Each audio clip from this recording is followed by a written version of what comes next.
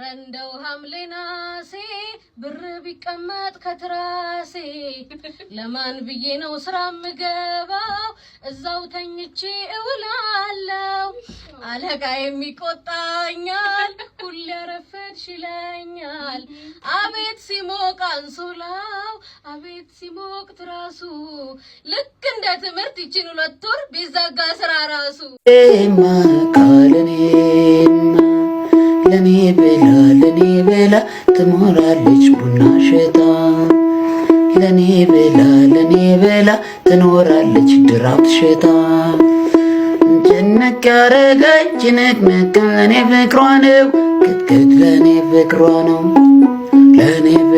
ነው ስውር ያረጋኝ ስውር በር ስውር ያረጋኝ ስውር ለኔ ፍቅሯ ጀንበር ያምራል ጀንበር ያምራል ጀንበር ወጣታይ ማልዳ ከሰማይ ሰላም ጤና ይስጥልን ክብራትና ክብራኒ ቤንጃቲው ቤተሰቦች እንደምን አላችሁ በእያላችሁበት ሁላችሁም ሰላም ሁኑ ዛሬም እንግዲህ እንደተለመደው ምርጥ የሆኑ ቪዲዮዎች ይዤላችሁ መጥቻለሁ እነሱን ያያየን ሪላክስ እናደርጋለን እኔ ሐሳባችሁን ከዚህ በቀጥታ ለእናንተ አደርሳችኋለሁ እናንተ ደግሞ ሁሌ እንደምታደርጉት ሐሳባችሁን አስተያየታችሁን ያላችሁ ነገር በሙሉ የኮሜንት ሴክሽን ላይ ማስፈር ትችላላችሁ ማለት ነው ሁሌ እንደምናደርገው ደግሞ ታዳጊዎችንም መልካም ልደት እንላቸዋለን ለሐሴት ቢኒያም ለሶሊያና ወርቁ ለክሩቤል መስፍንና ለማራኪ አንተነህ መልካም ልደት እንዲሆንላችሁ እንመኛለን እደጉልን ለወግ ማድረግ ብቁልን ነው የምንለው ለዚህ ቻናል አዲስ የሆናችሁ ደግሞ ቻናሉን ሰብስክራይብ በማድረግ ቤተሰባችሁን ሁኑ ሁላችሁም ደግሞ እኔ ርሴቴን እስካረግ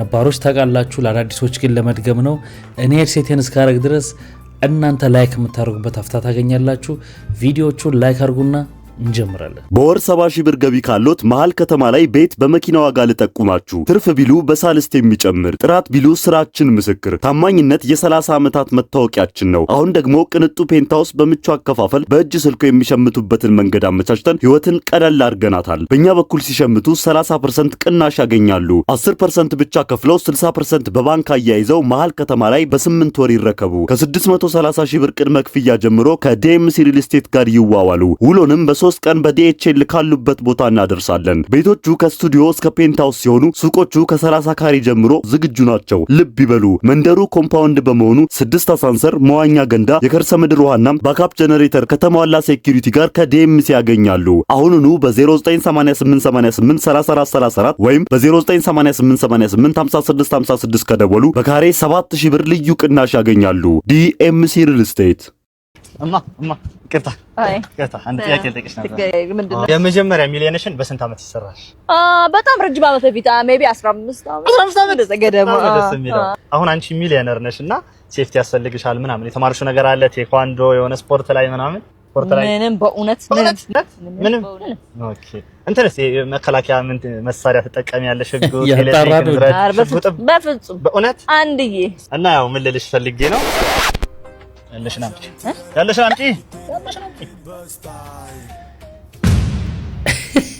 ሰሞኑ እንደዚህ አይነት ኮንተንቶች በዛ ብለዋል ሄደው ሀብታሞቹ ጋር ሲወርዱ ከመኪናቸው ምናምን የመጀመሪያ ሚሊዮኖችን በስንት ዓመት ሰራ ምናምን ይሉታል ያው ይናገራል ሰውየው እኔ እንደውም የጠበቅኩት ከ15 ዓመት በፊት ነው የሰራሁት ስትል ያው ሴትና እድሜ ታማይለ አሁን ስንት ዓመትሽ ነው ሲላት 16 ዓመቴ ብላ በአንድ ዓመቷን የሰራሁት ልትል ይሆን እንደ እያልኩ ነበር ስማኝማ ቻርሊዬ ወይ እኔ ግን ካረገዝኩ በኋላ ሽሮ ስበላ አይስማማኝም በቃ ያስበልሰኛል ዋት በለው ይሄ ደግሞ የደላው ነው ገና ካሁኑ ምግብ ያማርጣል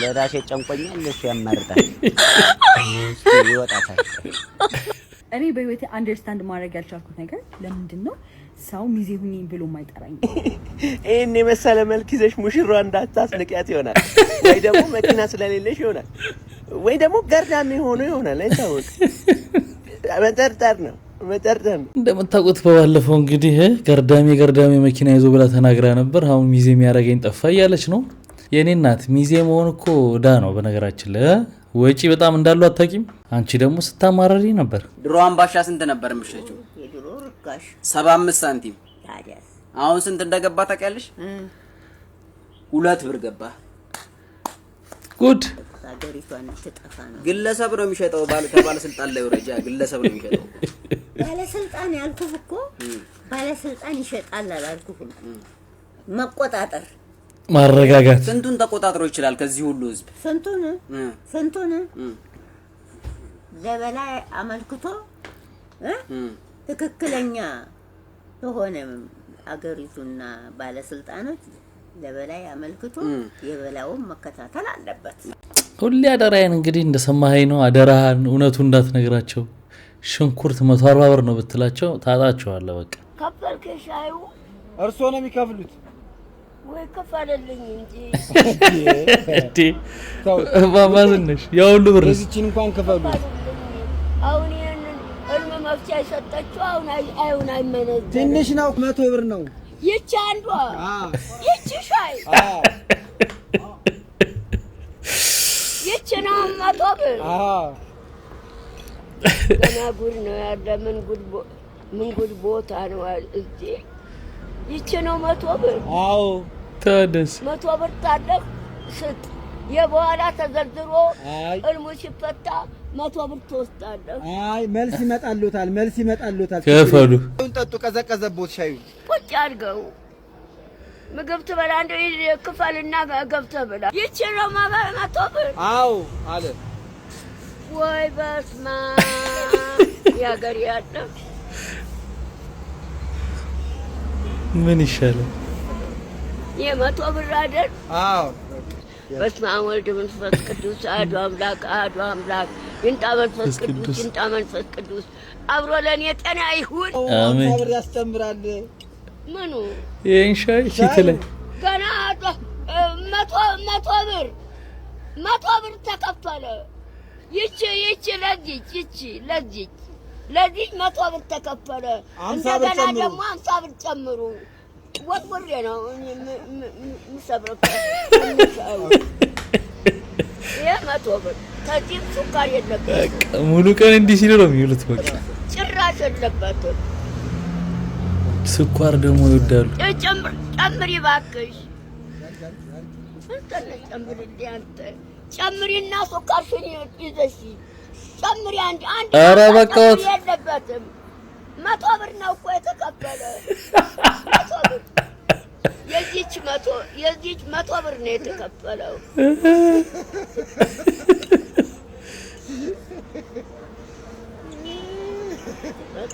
100 ብር የተሸጠ ሻይ እንዴት ቢጣፍጥ ነው እስቲ ልቅመሰው ያሞታል ተጋል ሰጥት አጣጣልፈለግ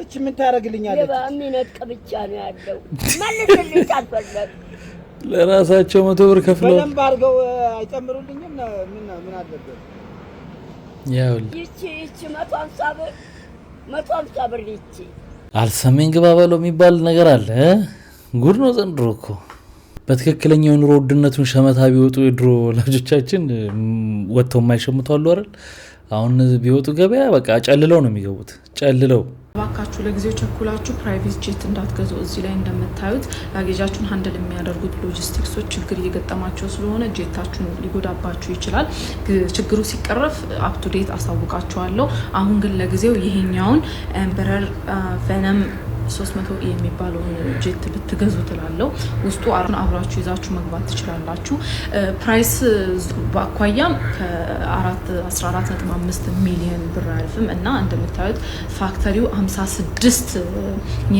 በጣም ብዙ ኢትዮጵያዊ የተቸገረበት ነገር ጄት የግል ፕራይቬት ጄት የት እንደሚገዛ ነበር ለሰጠሽን ኢንፎርሜሽን በጣም እናመሰግናለን አሁን ሐሳባችሁ ተፈቶላችኋል ብዬ ገምታለሁ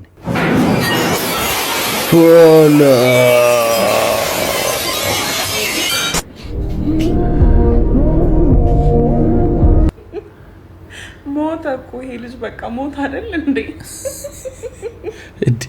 ወጣት ነበር ካይዞን ነፍስ ይማር ቀላል ነፍስ ይማር እሺ በህይወት መኖር ሌላ ቪዲዮ ስራለን ማዘሪያው ከሰማይ ቤት ሆና እንዴ ሰባተኛ ሰማይ ነፍስ ከ1995 እስከ 2018 ኖረ ሬስት ኢን ፒስ ያንተ ቪዲዮ ሳይቼ ሆነም ተባረረ በማሳየቱ ብቻ ወንድሜ መልካም ስደት። አሃ በህይወት ከተረፈ እኮ ነው ስደቱ። እንደኔ ደነገጠ፣ ሁላችንም ደንግጠናል። እውነታ እኔም ወላጅ ብሆን አልለቀውም።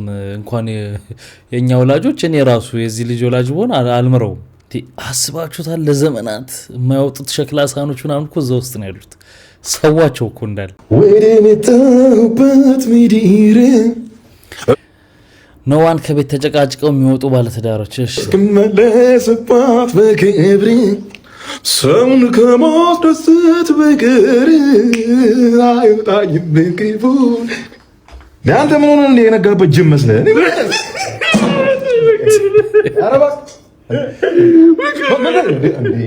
ስማ ምን ሆነህ ነው?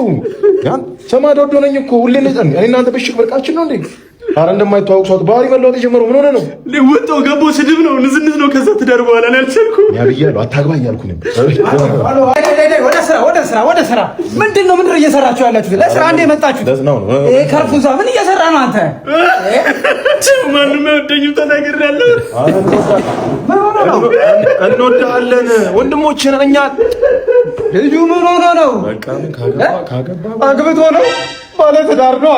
ወንድሜ ነው የሰደብኩት ራሴን እንጂ የሰደብኩት አታግብታል። ቤት ከማን ጋር ይመሰርታል? ቀቡ እንዳለ ሀባባባብ ነው የሚመስሉት። ተኛሉ ከማን ጋር ቤት ይመሰርታል? አላገባም ግን ደስተኛ ነው። ደስተኛ ነው። አንተ አታቆም ወንድሜ እሱ ያውቀዋል፣ እኔ ያውቀዋለሁ፣ እናውቀዋለን። አታቆም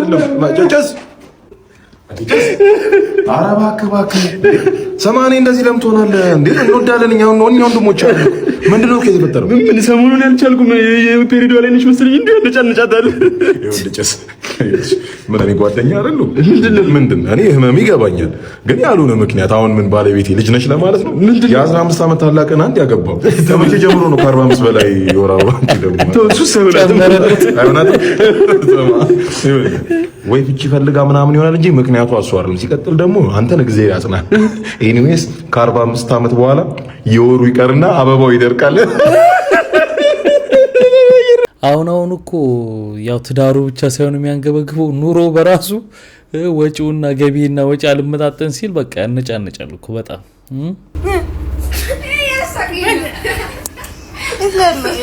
እሺ ጀምር እንደዚህ አዲሱ ግጥሜ የግጥሜ ርዕስ ድንጋይ በቸኮሌት እንጓዝ በጋራ ስለታማ ነገር ሳንጋራ ሲሻገር ሁሌ በጥንቃቄ አስከርካሪዎች እንዳጠጡ አረቄ ቶሎ ቤት ፈረሰ በኮሪደር ልማት ከዛ ተገነባ ብዙ ብሎኬት እያለ ዳግም መላኩ ዶሮች ይላሉ ኩኩሉ ቸኮሌት ገዛልኝ አባቴ ወይ አንተ ማርካ በታዲያ ምን ላቀጣጥል ነው ገና ልሰራ ነው ልጅ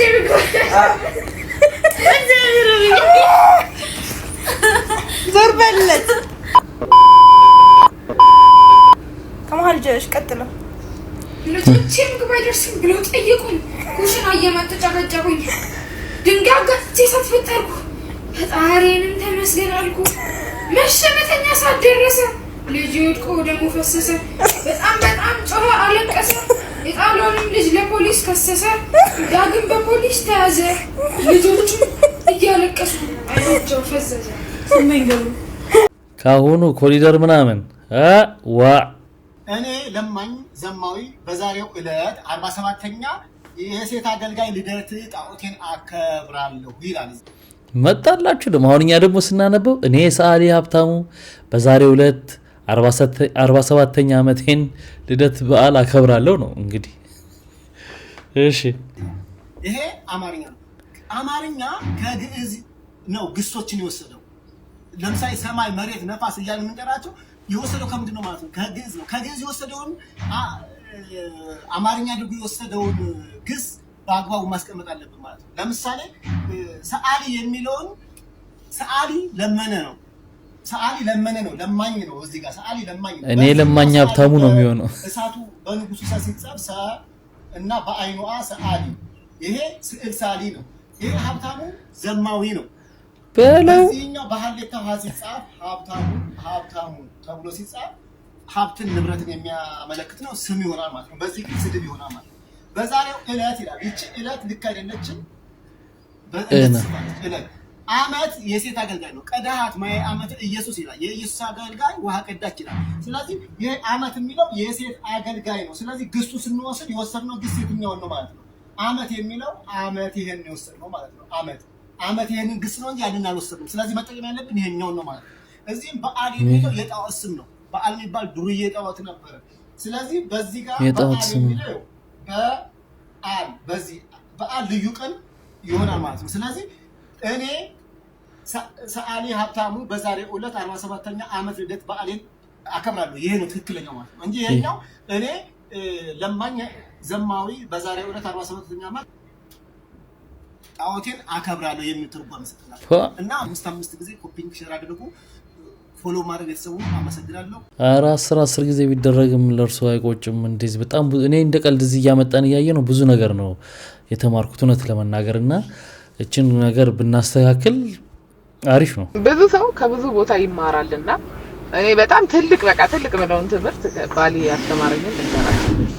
ኖርማሊ ሱቅ ስንሄድ እቃ ልንገዛ ስንል 2,000 ብር 3,000 ብር ምናምን ሲሉ ልብስ ምናምን ትልልቅ ሱቅ ማለት ነው። እሱ በጣም ተከራካሪ ነው ሂሳብ ማለት ነው። እንዴ ለምን እንዲህ ምናምን ሲል እኔ አረማሪ ሂሳቡ እንደዛ ነው ከሌንዶም እንዲህ ነው የገዛችሁ እና ሂሳቡን ወሏል ኦኬ ይለኝና ይገዛል። ከዛ ሁሌ ወክስ እናረግ ድሮ ሜክሲኮ ምናምን ይሄ መሬት የሚያነጥፉት ጋር ስንገዛ ካልሲ ምናምን ስንገዛ 20 ብር ምናምን ነበር ይዛታት 10 ብር 20 ብር ሲሉ 10 ወስዳለሁ 8 ብር ልውሰድ ምናምን እል ነበር እኔ። ከዛ እሺ ይሉኝና እንትን እላለሁ። ከዛ ምን አለኝ እንዴ አለ ማሪ አንዳንዴ ግን የምትከራከሪበትን ቦታ ምረጪ። ያኛው ሰው ያን ያህል ሱቅ ይዞ ሂሳቡን እናንተ የካልሲውን በምን አወቅሽ ለምን ትከራከራለሽ? የነሱንና የምትከራከሪበትን ቦታ ወቂ። እንደውም ከቻልሽ ከነዛ ጋር ተጨቃጨቂ ቀኑን ሙሉና ለነዚህ እንደውም ቲፕ ነው አርገሽ ማለፍ ያለብሽና እንዴት ከነዚህ ላይ ተከራከራለሽ አለ። እኔ በእውነት ክፋት አስቤ ሳይሆን የሆነ እንትን አለ ማለት የለም የሆነ የልምድ ነገር እንደዛ ነበር። ከዛ ቀን በኋላ ግን እንደው የትም ይሁን በቃ የትም ቦታ ማለት ነው እንዲ ትንንሽ ቦታ አልከራከር ያሉኝን ነው ከፍዬ የምወጣውና ለኔ በጣም ትልቅ እንትን በጣም ይቅር ይበለኝ ኃጢያት ሁሉ ነበር እየሰራው የነበርኩት ሁለት ነሳው። አንዳንዴ የምንከራከርበት ቦታ እውነት እኮ ነው የሚገርም ቦታ ነው። ፊክስድ ፕራይስ ነው ብሎ ለቤቱ ለሰፈሩ እዛ ጋር ስትገቡ ቤቱ ኢንተሪየሩ ላማረበት ምናምን ሁሉ የምትከፍሉበት ቤት አትከራከሩም። እዚህ ጋር ግን አንድ እናት ጉሊት ላይ ቁጭላ 4-5 ቲማቲም ደርድራ እየሸጠች ይሄ 5 በጣም ውድ ነው 6 አርጊ እንደዚህ አርጊ ትንቅንቅ ነው እና በጣም ትልቅ ትምህርት ነው። በጣም እውነት ሰላም አለቀ። ሰላም ጤና ይስጥልኝ። አለን እንዴት ነህ? እግዚአብሔር ይመስገን። ሰላም ነው። ምን ነበር ማለት ምን ነበር?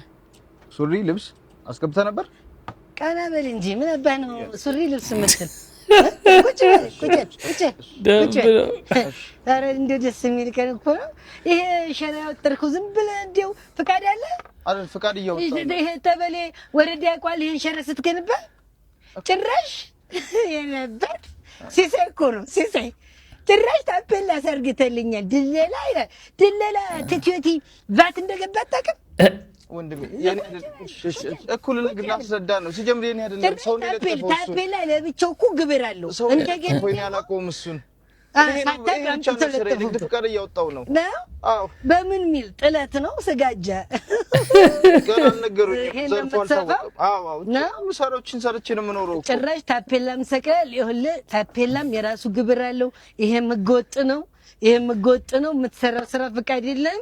ኧረ ተው በእናትህ ይሄን ሰርቼ ነው ቤተሰብ ማስተዳደር በእናትህ ተው በእናትህ። እሺ ይሄ ሰው ነው የኔ አይደለም እኮ ሰው ነው አይመለከተኝም። ስትሰራ የሰው ነው ብለን እኮ ፍቃድ እኮ ይወጣል ነው አንድ ነገር ተው አንደባደብ እንግዲህ ለህዝቡ ነው ህዝቡ ህዝቡ መሄጃው ነው እዚህ መንደር መሄጃው እዛ ነው ጥግን ያስኩት ፍቃድ እኮ እያወጣሁ ነው። ብትሰራ ደስ ይለኛል። ህግ ወጥ ነህ እንጂ ብትሰራ ደስ ይለኛል። ህግና ክብረስ ቁጭ አይ መከራ እባክህ ከሰው ነው የምታጣለኝ። ኧረ ከሰው ነው የምታጣለኝ። ኧረ ከጎረቤት ልኖርበት ለህዝቡ ነው። እኛ እኮ ብትሰሩ ደስ ነው የሚለን በእውነት ብትሰሩ ደስ ነው የሚለን። ግን ህዝቡ ደግሞ እየተጉላላ ነው። አሁን ይሄ ህገ ወጥ የሰፋው ሰው ጋር ሄዶ ራሱ በትክክል ልክክ አይልም። ለህዝቡ ነው እሺ። እና ልብሱ ነው የሚወሰደው። አንተ ጎበዝ ውሰደው አንተ ጎበዝ እሺ። መጣው ሸራውን ደግሞ ሙሉ ነው ወስዳለሁ ከነ መኪናው እየነዳሁት ነው የሚሄደው። መልካም ተላይ መጣመራር እኛ ደስ ይለናል ብትሰሩ የመጥቼ ውሰድ እቤት እኔ ጋር ተላይ መጣመራር ነው ተበላይ ታች ድረስ አውርዱ ስለተባለን እሺ እንደዚህ ነው እንግዲህ አሁን እውነት ነው ምናምን መንገድ ላይ ምናምን ሲሆን ለውበት ምናምን ሊያስጠላ ይችላል ግን ሰው ደግሞ አስጥፎ አሰፍቶ የሚለብስ ሰው ደግሞ አለ አሁን ይሄን ሰውዬ ከዚህ ተነስቶ የሆነ ፎቅ ውስጥ ልብስ ሰፊ ብሎ ተከራይቶ ሲገባ የቤቱን ቅድም እንዳልነው የቤቱን ኪራይንም የምኑንም እዛ ላይ ነው ስለዚህ በፊት በሁለት ለምዶብኝ በሁለት ብር ነበር በ50 ብር ይሰራ የነበረው አሁን 200 ብር ያስገባላል ማለት ነው ስለዚህ ተወደደ ማለት አይደል ኑሮ ለሷ በርገር ፒዛ ሁሌ የጋበስኩት ያንድ ወር ደሞዜን ባንድ ቀን ጨረስኩት ከእንግዲህ አራለው ቆሎዬን ቆርጥሜ በታክሲ እንኳን ልሄድ አይፈቅድም አቅሜ አይደለም እንዴ ዋሸው እንዴ ትበላለች እሷ ደግሞ አይደለም እንዴ ምንም ነገር ባደግ ላንቺ ያንስብሻል በርገር ብቻ አይደለም ወርቅም ይገባሻል ገንዘብ የማያልቅም እየቀለድኩኝ ነው ገና ከነአብ ላይ ፈታ አረግሻለሁ አይደለም እንዴ ዋሸው እንዴ አሁን ላይ ደግሞ አንዳንድ ሴቶች ላይ የምናየው የወንድ ፓንት አርጋችሁ ሱሪያችሁን ዝቅ አርጋችሁ ማሳየት ምናምን እንዴ በእናንተ ምክንያት አንድ ፓኒ ማለት ነው 2 ብር ምናምን እየተሸጠ እኔ አሁን አልገዛም አይበር እንዴ ግን ለራሳችሁ ሳይቀፋችሁ የወንድ ፓንት አርገሽ እንዴ ሴት ልጅ ፔሌ ፓንት ራሱን ስታረግ እኔ ትቀፈኛለች እንኳን የወንድ ፓንት አይደለም ሴት ልጅ ባለገመዷ ምናምን በቃ የሚያምርባት እንዴ የወንድ ፓንት አርገሽ ጭራሽ የወንድ ፓንት እንዳደረግሽ ለሰው ሁሉ ታሳያለሽ በጣም እኮ ነው የሚቀፈው እኮ እኔ ሴት ብሎ እናንተን የሚቀርባችሁ ራሱ እንዴ አልሰማንም ደግሞ እንዴ ተጀመረ አላቅም ምናልባት ወገቡ እንደወንድ ሰፊ እንትን ሆኖ የሴቶች አሉ ምናልባት እሱን አይተን እንዳይሆን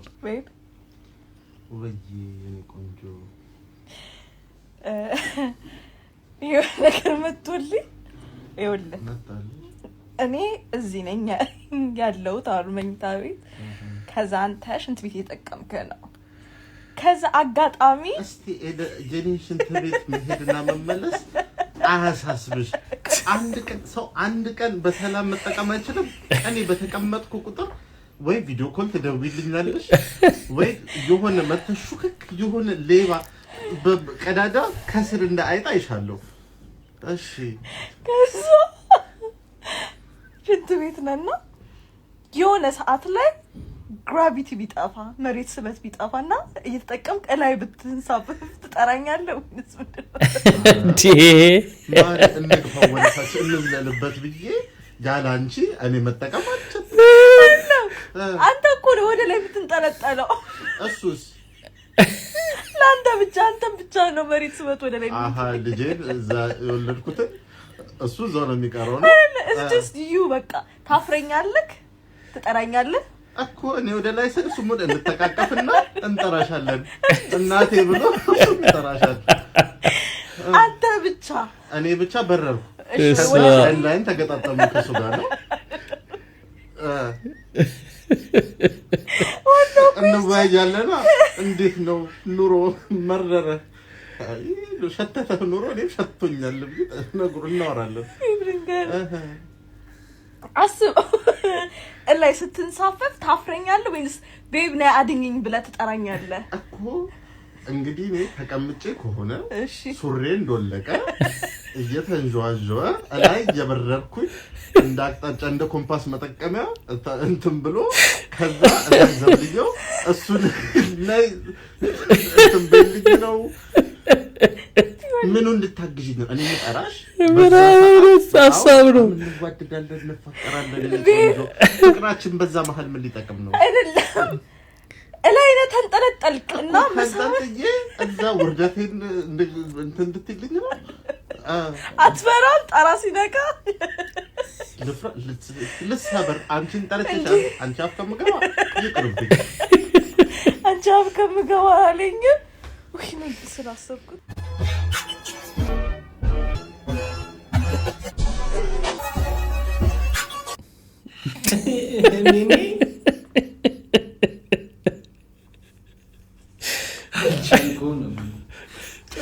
አረኔ ማልቻል እኔ ጋውኑ ተመችቶኛል። ከቁምጣው የጋውኑ ያበደ ነው። ፈጣሪን ባልፈራ እንጂ አድርጌ ቁልፍ መያዣ ነው ማድረግ። አይዝዝ ደይባ ግን ያበደ ነው። እኔ ከምሽቴ ተሳምናሽ ቁልፍ መያዣ እኔ ስለ አስታክሽን ብቻ ነው እንጂ ለመናገር አይደለም። ምችት ይወርሽ ባይለኛ አናሳ ለብትራው ነው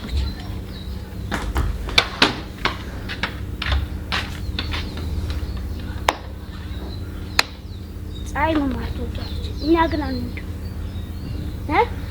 ለብርሃኑ ነጋ ለእኛ ግን አንነጋ ለብትራ ዘሩት ሪሉ ባድማነኝ ነው ምድሻ እግዚአብሔር ይስጣችሁ። እናንተ ድሪል ምናምን የምታወጡ ምዘፍኑ ልጆች ምናምን የምታደርጉት ናክቴው ህጻናቶቹ ካሁኑ ይሄን አሁን በእርግጠኛ ነኝ ወይ ወላጆች ወይ ሰፈር ሰው የምናምን ሰው ማየቱ አይቀርም። በደንብ ተገርፎ መስመር መያዝ አለበት፣ መቀጣት አለበት። እኔ በቅጣት አምናለሁ። ይቅርታ አድርጉልኝ። ልጅ አይነካ ምናምን ይል መስመር ይገባል። እንደዚህ አይነት ዋልጌ በጣም ሲስት ታስገባዋለህ ወደ መስመር። እቺ ሎሚ እነዚህ ጠርሙሶች ውስጥ አድርጌ ካላወቅ አንድ ሳምንት ማሚ ጋር ጥዬ እሄዳለሁ። እዚህ ቡጭሮስ አንድ ወር አረግልሻለሁ።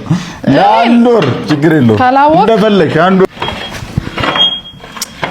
አንቺ አይታይም እኮ አይታይም። እስቲ ፈልግ። ወይኔ ለአንድ ወር እኔ ጋር ብቻዬን አንድ ወር ሙሉ ብቻዬን ሰልችተዋለች። ይሄን አልታይም አንቺ ስልችት ብለሽ እኮ ነው ሂጂልኝ እያለሽ ነው። እሺ ሰርተፊኬት ዋድዬ ጎበዝ። እሺ ጂኒስ ተብላለች እኮ ዋድዬ። እኔ ራሱ ዳንጀረስ እኮ ተብያለሁ። ወይኔ ጉዴ! ዳንጀረስ ምንድን ነው? ተው ምንድን ነው የተባልከው? ዴንጀረስ የመምህር አስተያየት ላይ ጂኒስ ሲባል አንዱ ዴንጀረስ እታታይ ላይማ እንደ ሰውዬ ድልቅ ነበር። ወድዋል እንዴት ነው ያለበት? ሆድ ላይ ስቅል ብሎ ድልቅ እስኩ ጉዲ ያገር ለምን ደርቲ ማይንዳችን ይሆን እንዴ? ወይ ሌላ ነገር አይታ ይሆናል ልጅቷ፣ ሌላ ጨዋታ። እንደዛ ብናስብ ይሻላል። አረ ኩሽ ንገረኝ። አረ ቪዲዮ ከአመት እስከ አመት ምን ከአመት እስከ አመት ሆቴል ከአመት እስከ አመት ከመላ ኢትዮጵያ ተመርጦ ከዛ ለኢትዮጵያ ብሔራዊ ቡድን ተጫዋች አስመርቀናል። which is wrong conclusion። ቢኖርም ባይኖርም ለኢትዮጵያ ብሔራዊ ቡድን ተጫዋች ይመረጣል። ይሄ ሳላዲን የመጣው ከቤኒሻንጉል ነው አካዳሚ፣ ግን ትልቁ አልሂላል ተጫውቷል። እኔ ከአካዳሚ የሚወጣ ተጫዋች የምፈልገው አቡበከር ናስር ከምንድነው ከኳስ ሜዳ ነው የመጣው። ጉቶ ሜዳ ሰንዳውንስ ሄዶ ተጫውቷል። ይኸውልሽ ከማሰልጠኛ የሚወጣ ተጫዋች ማርሴይ ከገባ የት ልበልሽ ጁቬንቱስ ከገባ ምናምን ከገባ ከኢትዮጵያ ውጭ አይደለም በትልቅ ደረጃ ሄዶ ከተጫወተ ያን ጊዜ ቆሜ አጨበጭባለሁ። otherwise no way። ወይ ኢንፑቱ ስህተት አለው ወይ ስልጠናው ስህተት አለው። ቼክ መደረግ አለበት። አካዳሚዎቻችን በነገራችን ላይ በጣም በቃ ኮች ፖስት ላደረገው ነው። ቴንክ ዩ ለተሰጠኝ ፈቃድ ተመልካቾቼ፣ ወዳጆቼ። በቃ የኢትዮጵያ እግር ኳስ ሲነሳ እንደዚህ እና ለምንድን ነው የኢትዮጵያ እግር ኳስ አዝናለሁ በእውነት። ይህንን ሴም ኤግዛክት ወሬ ከ6 ከ7 አመት በፊት ሁሉ ራሴ ኢንተርቪው አድርጌ አውርቼው አውቃለሁኝና አዝናለሁ ስቲል ተመሳሳይ ወሬ ስለምናወራ። አዋ የኛን የእግር ኳስ ችግርማ 7ኛ ፖድካስት የሚባል ላይ እዩት።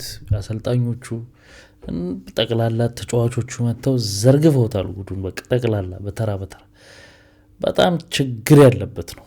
ምንም ማለት ተስፋ እናደርጋለን እንዳንሉ ተስፋ የሚያስጨልም ነገር ነው የምትሰሙት። የተሰራው ከታች አመጣጡ ራሱ ትክክል አይደለም። ስለዚህ ለብዙ አመት ገና ይቀጥላል። ይሄ በጣም ያስፈራል።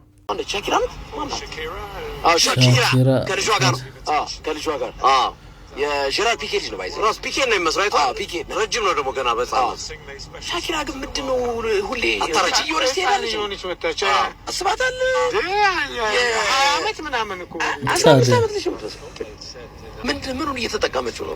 ሰሞኑን ዓለም ዋንጫ ላይ ሻኪራን እያየናት ነው። መጠቀም ሳይሆን እየተሰራራችሁ ነው እንጂ ያው ይወጠራል ምናምን ሀብት አለ። በቃ ህፃን ልጅ ነው የመሰለችው። ህፃን እንደምታውቁት እንግዲህ 49 ዓመቷ ነው። አሁን እንዳያችኋት አትመስልም። ሜሲ ወይስ ሮናልዶ? ሮናልዶ ምትወጁ? አዎ በጣም ነው የምወደው። ግሬት ተጫዋች ደግሞ እናቱን ይወዳል። ስወደው እኔ በጣም ቶክ ላይ ነው ያየሁት። ፊፋ ሜሲን መረጠ። የዓለም ህዝብ ደግሞ ክርስቲያኖ ሮናልዶ መረጠ። ባላ አገላለጽ ሜሲ ሙልዬ ፊፋ ሜሲ መረጠ፣ የዓለም ህዝብ ሮናልዶ መረጠ አለች። ገልብጠው እናት ፋንታ ኳስ አይታጣቀም አስኬድም ቲክቶክ እያየሽ ነው። ቲም ሳላ ሮናልዶ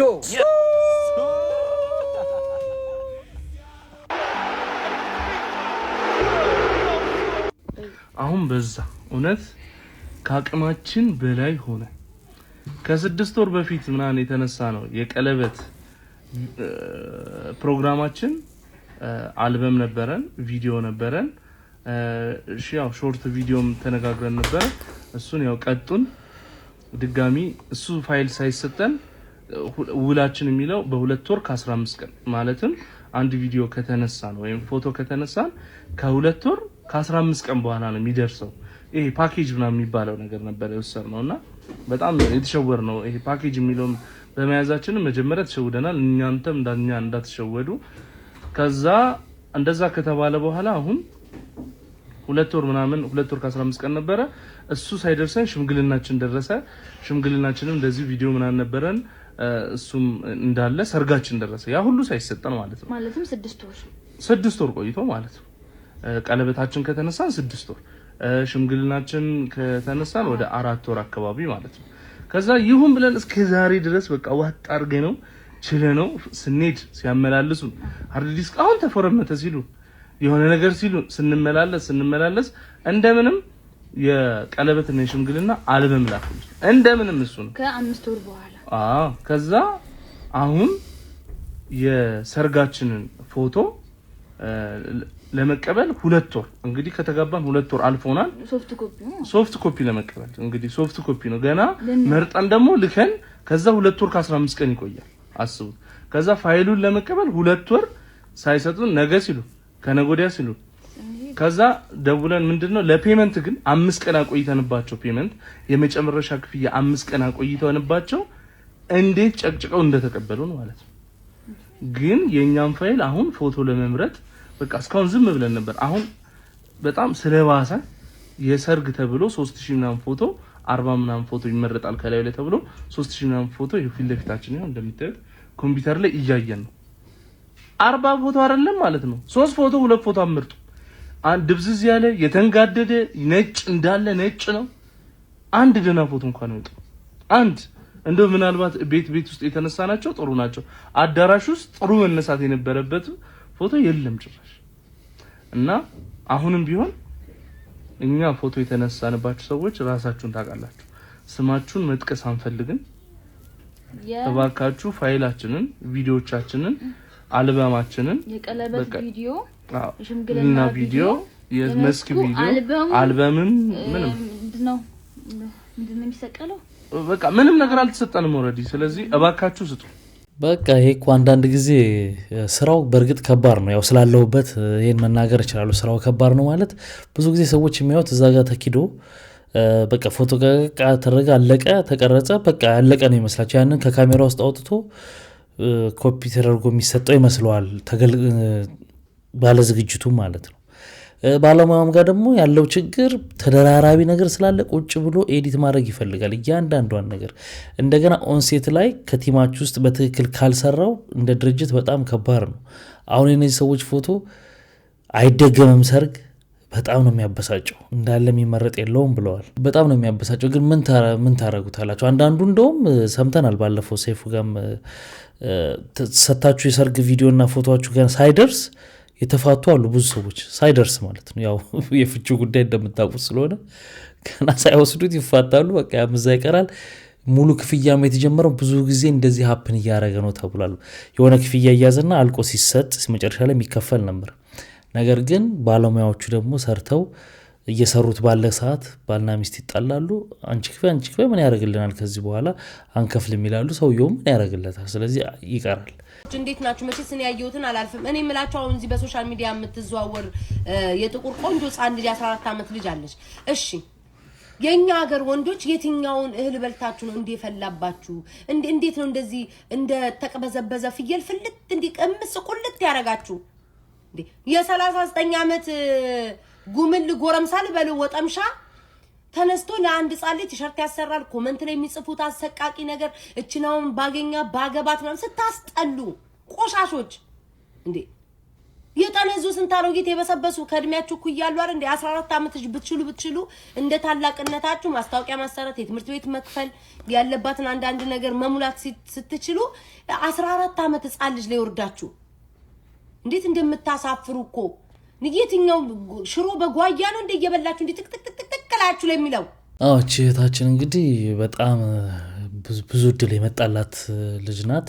ያው አንዳንድ ዋልጋ አይጠፋም ይላል እንደዛ ምናምን ብዙም ቦታ መስጠት አያስፈልግም። እሷን ግን በደንብ ጋይድ የሚያደርጋት ነገር ያስፈልጋታል። በዛም መሰረት እንግዲህ እነ ማስተር አብነት እነ ብሩክ ኒውስ ምናምን ኦፖርቹኒቲ ተገኝቶላታል ብለው ከሄደው ይዘዋት ሄደዋል። ከሰሞኑ በተለቀቀው አንድ ምስል ምክንያት ይቺ ታዳጊ የአብዛኛው ማህበረሰብና የብዙ ድርጅቶችን ቀልብ ገዝታለች።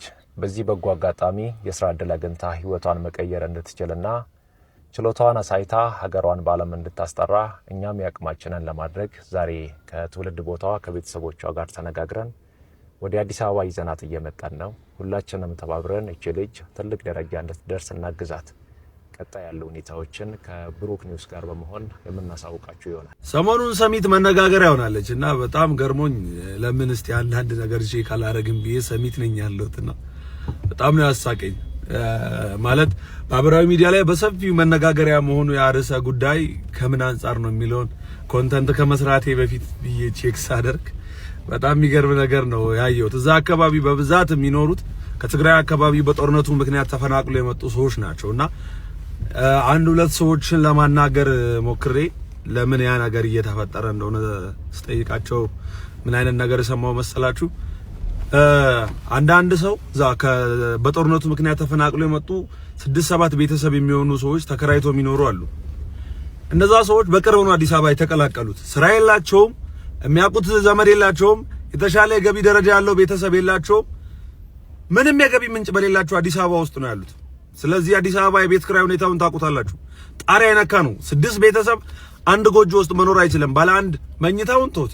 ስቱዲዮ ሰሚት ላይ ስንት እንደሆነ ታውቃላችሁ? ከ15000 ብር በላይ ነው። ምንም ገቢ ምንጭ ለሌለው ሰው 6 ቤተሰቡን ይዞ 15000 ስቱዲዮ ውስጥ እንኳን ዝም ብሎ ጎን ለጎን ቁጭ ብሎ እንደ ፖሊስ ጣቢያ ያድራሉ ቢባል እንኳን ምን ያህል ሀስል እንደሆነ እናንተ ማህበራዊ ሚዲያ ላይ ስለ ሰሚት የተለያዩ ነገሮችን ለመጻፍ ሶሻል ሚዲያን አማራጭ አደረጋችሁ። እነሱ ግን ይህን የከበዳቸውን ኑሮ ለማለፍ ምናልባት ገላቸውን አሳልፈው መሸጥ ሊሆን ይችላል። ምናልባት እናንተ ያላችሁትን ብዙ ነገር ሆኖ ሊሆን ይችላል። ብራዘር ደልቷቸው እንዳልሆነ ግን እወቁ ነው የምላችሁ። ማለት ደልቷቸው አይደሉም እነዚህ ሰዎች።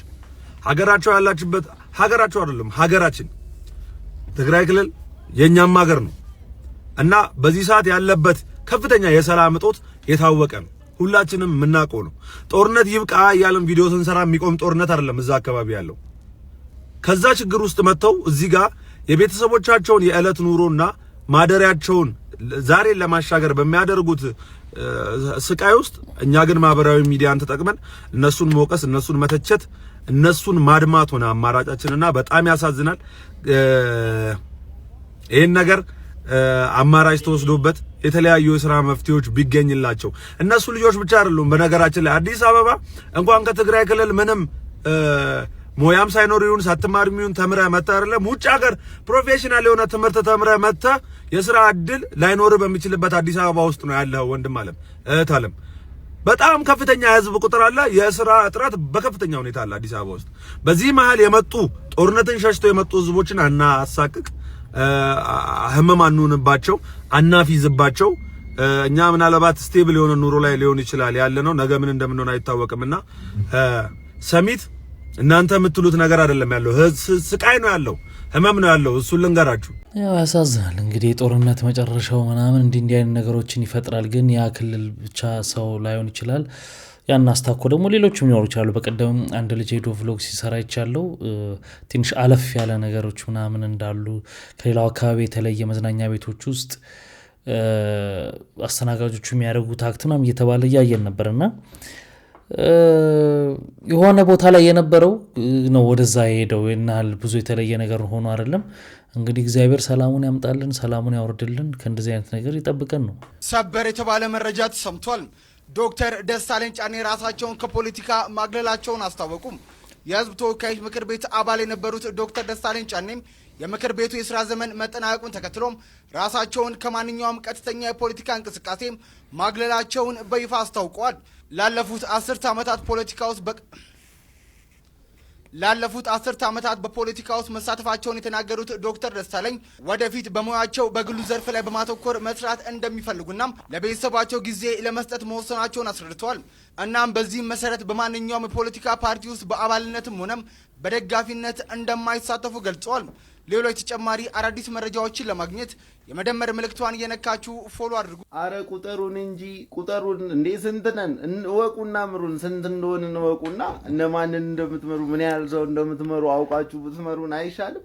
እጂን የዋዜማ ዘገባ ዛሬ ሳይ እንደው ይሄ ስለሚከነከነኝ ከዚህም በፊት አጋርቻችሁ አውቃለሁ በዚህ ጉዳይ ላይ ሐሳቤና ስለሚከነከነኝ ዛሬም ልበላችሁ። ኢትዮጵያ ውስጥ እኮ ህዝብ ቆጠራ ከተደረገ ኦሬዲ 20 ዓመት ሊሞ 20 ዓመት በጣም እኮ ብዙ ነው። ቆጠራ ሳይደረግ እንዴት ነው ነገሩ? 4 ምርጫ አደረግን ማለት ነው ህዝብ ሳይቆጠር። እንዴት ነው ቁጥሩ ማይታወቅ ህዝብን የምትመሩት?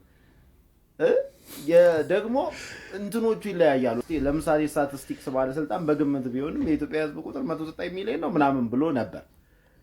ፒኤሙ ፓርላማ ላይ ደግሞ ከዚህ በፊት 130 ሚሊዮን ምናምን ሲሉ ሰምተን እናውቃለን። ሌላ ደግሞ ወርልዶሜትር የሚባል ዓለም አቀፍ ተቋም ደግሞ 131 ሚሊዮን ምናምን ብሎ መረጃ አውጥቶ ነበር። የወርልዶሜትርን ሳልሳሳት ብቻ ግን እንደዛ አይነት ቁጥር እዛ አካባቢ ያለ ቁጥር አውጥቶ ነበር። እንዴት ነው ግን ሳታውቁ ምን ያህል ሰው እንዳለ ሳታውቁ እንዴት ነው የምትመሩ? ለምሳሌ አሁን ሰሞኑን ፓርላማ ላይ ይሄን ያህል ሚሊዮን ቤት ምናምን እንሰራለን ተብሎ ነበር። ስንት ዜጋ አለን? ከስንት ዜጎቻችን ማለት ስንቱ ነው ቤት የሌለው? ምን ያህሉ ነው ቤት ያለው? ምናምን የሚለውን እንኳን ካላወቃችሁ በምትሰሩት ቤት ያለውን ችግር እንደምትቀርፉት በምን ያህል ደረጃ ትረዱታላችሁ? ይሄ እኮ ልክ አይደለም። አረ ስታቲስቲክስ ባለስልጣን ኦር ሌላም ይሄ ጉዳይ የሚመለከታችሁ እዚህ ጉዳይ ላይ አስቡበት። በቃ እንደንትን ሰብሰብ ባረገ ስንት ይሆናል ብለህ ትገምተዋለህ?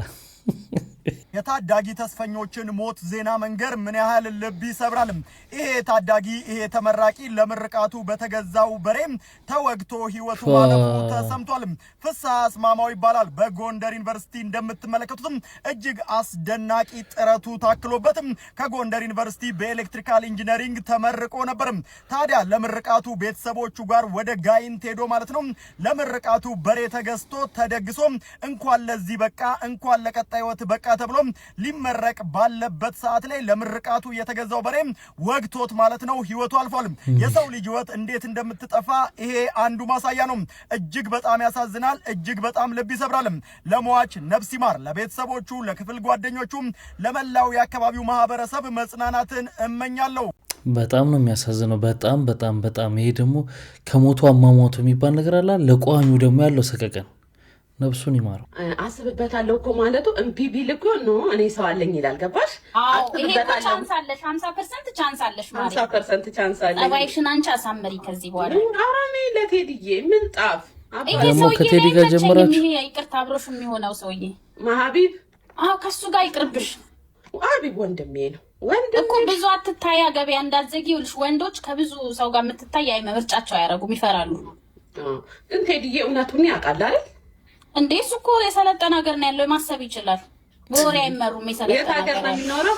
ካናዳ የኔ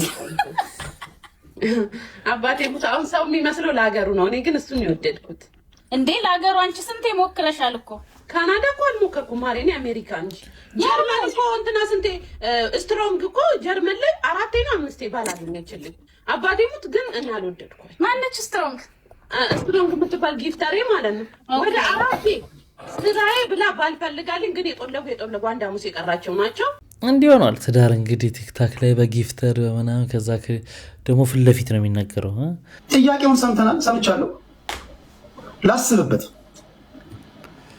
ዶክተር ሀቢብ ይባላል የፋሲካ ፍቅረኛ ነበርኩኝ ያሁኗ ኤክሷ ማለት ነው አንድ ምክር ልምከር አትሆንህም ለምን አትሆንህም እንዳልኩ ስታይኝ ትረዳኛለህ የጭንቅላት ችግር አለብኝ እንግዲህ ያበርኩትኝ ከፋሲካ ፍቅር በኋላ ነው ልክ እሷ ወደ ህይወቴ ስትመጣ እብደት ደግሞ ወደኔ ገባ ማለት ነው ሶ አንተ እንደኔ ማበር ከፈለክ አስብበት መልካም የሆነ የፍቅር ግንኙነትም እንዲኖራችሁ እመኛለሁኝ ግን እንደ አንድ ወጣት እንደ አንድ ወንድም አንተ ደግሞ ፖለቲካ ላይ ነው ብዙ ፖለቲካ ላይ እንዳደረከው ተጋርሎ ማበድ አይገባህም ብያምናለሁ ሶ እኔን ያየ ይቀጣ እናሷ እዚህ መተን ደግሞ ቪዲዮ እየሰራህም ቴዲ ልምከርክ እኔ ያተረፍኩት እብደት ነው ታሳብድሃለች ስትል ቴዲ ሊፈራ ይችላል እንደዚህ አይነት ቪዲዮች አትስራ ከቻልክ እውነተኛ አመሰግናለሁ አለ እኮ ኮሜንት ላይ ክርስቶስን በል ወላሂ እንዲህ ያለኝ እኮ መጨረሻ ላይ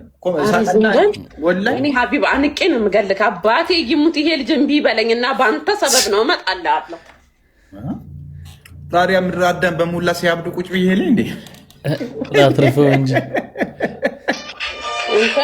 አንተ በጣም ተንኮለኛ ነህ ማለት ነው እስቲ እንዴ ያኛውን በተራራ ፀሐይ ጫካ ውስጥ ታስሮጭ ታሞ ማዛብ ያለቅሽ ማን ነው የሚባለው አንደኛው ደግሞ ይሄ የሆነ እስቲ የታለ አመሰግናለሁ አለክ ሙርሲ በሷ ፍቅር ቀን ሙሉ ፀሐይ ላይ ሲሮት ታሞ ማታ ላይ ስንት ነገር አሳልፈን እንዴ ቀላልሽ እንዴ ወላሂ ሳቀና አመሰግናለሁ ብሏል ወላሂ በልስቲ ሀቢብ ወላሂ ላዚም ይኸውልሽ ፋሲካዬ እኔና አንቺ ቤተሰብ ነን መደባበቅ ያለብን ነገሮች የሉም ዞር በል እባክህ የምን ቤተሰብ ነው ኮመንቱን እየፈለኩ ነው ወራህመት እንዴው አንተ ነህ ህይወቴ የምበጠብጠው አንተ ሰውዬ አግብተህ ካልተገላገልኩ መቼም ነው የማላገባው እንደው በህይወቴ የሚመጡ ወንዶች እንዳለ ጤና ቢሶች እጃቸው ላይ ያለው አይንቀባቀቡኝም ሄጄ ሌላ ሰው ይበጠብጡኛል የታለ እኔ መች እንትን አልኩሽ መች እኔ ወይ እኔ ላሳይሽ ሀቢብ የተረገምክ አባቴ በጣም መጥፎ ሰው ነክ ማለት ነው እንዲህ ካደረክ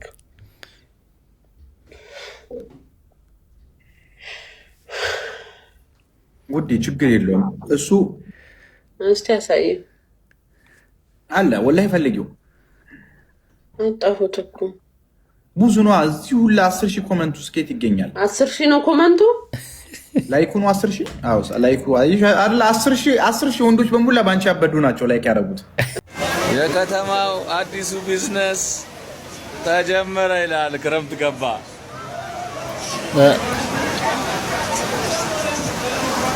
እያዘለ ያሻግራል ገንዘብ ሲሰጥ እንዴ አይወርደውም እንዴ ታዲያ አሃ ለዛኛው ነው የሚያቀብለው ሲሰጠው ይመቻ እንዴ ጨበጠው በቃ ቢዝነስ ማለት ነው አለቀ በስነ ስርዓት ያም ብዙ ሰው ይቀረዋል አየካ እኔማ አይችልም ይሄን አይችልም ይላል እንዴት ነው የማይችለው ዋጋ አልተስማማም አሪፍነቱ ደግሞ እንደ ታክሲ ጭና ሄደ ስትመጣ አንዳንዴ ተመላሽ የለም እንደሚባለው አይደለም ስትሄድም አለው ተመላሽም አለው ባለፉት 8 ዓመታት የተመረቃችሁ ተማሪዎች በሙሉ እንደገና የሞጫ ፈተና ልትፈተኑ ነው ከ2010 ዓመተ ምህረት ጀምሮ እስከ 2015 ዓመተ ምህረት ባሉት ዓመታት ውስጥ በመጀመሪያ ዲግሪ በሁለተኛ ዲግሪና በሶስተኛ ዲግሪ የተመረቃችሁ ወይም ደግሞ የሞጫ ፈተና ሳትወስዱ የዲግሪ ባለቤት የሆናችሁ በሙሉ በድጋሚ ፈተና ልትወስዱ እንደሚገባ ተገልጿል የፌድሪ ትምህርትና ስልጠና ባለስልጣን በትስስር ገጹ ባወጣው መረጃ መሰረት ይህ የሚደረገው የተማሪዎቹን የትምህርት ማስረጃ ትክክለኛነት ለማረጋገጥ መሆኑን አስታውቋል በዚህም በተጠቀሱት ዓመታት የትምህርት ማስረጃ የወሰዳችሁ ተመራቂዎች በሙሉ የመውጫ ፈተና ማረጋገጫ እንድትወስዱ ጥሪ ቀርቧል። ስለዚህ ዲግሪያችሁን ይዛችሁም የተቀመጣችሁ ናችሁ አሁን ላይ ስራ ላይ ያላችሁ ተመራቂዎች ጉዳዩ በቀጥታ እናንተን ይመለከታል። ጉድ በል ጎንደር ይላል። አሁን ነው እንግዲህ ጉድ ፈላ። ጉድ ማለት ትክክለኛ ውሳኔ ነው ብላችሁ ታስባላችሁ? በጣም ፎርጅድ የትምህርት ማስረጃ ይዘው ስንት ትልልቅ ቦታ ስራ ያዙ ሰዎች እንዳሉ እናውቃለን። እንደገና ደግሞ በትክክለኛው ደግሞ የደረሱም ሰዎች አሉ። መቶ እንደዛ ነው ማለት ስለማይቻል፣ ስለዚህ በዚህ መልኩ ነው ማጣራት የሚቻለው ወይንስ ያላቸውን የትምህርት መረጃ እንደገና በእንትን በማድረግ ነው? እኔ ከጠይቃችሁኝ የያዙትን የትምህርት ማስረጃ ኦሪጂናል ነው አይደለም፣ ትክክል ነው ወይ መመርመር ነው የሚሻለው እንጂ እንዳለ እስከ 8 ዓመት በፊት ያለ መውጫ ፈተና እንዴት ስራና ትምህርቱም እኮ ይለያል። አንዳንዴ ሊረሳም ይችላል። አላቅም እኔ ጥሩ የሚመጣ ግን አይመስለኝ። የአሳማ ስጋ ተበላላችሁ? አንጎላ ውስጥ 38 ጥገኛ ህዋሳት ተገኝተውባታል። 38 ጥገኛ ህዋሳት። ከዛ እነዚህ ጥገኛ ህዋሳቶች ከፍተኛ ራስ ምታት፣ ራስን አስቶ የሚጥል በሽታ፣ ከልክ ያለፈ መንቀጥቀጥ ወይም ቅዠት ይከሰትባታል። ከዛ በኋላ ይሄ ጉዳይ ጠቅለል ባለመልኩ ባለሙያዎች ሲያጠኑት የአንጎል ኢንፌክሽን ሆኖ ይገኛል ማለት ነው።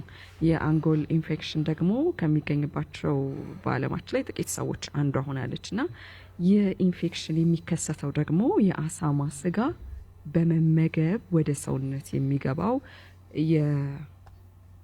የኮሶተል የምንለው እሱ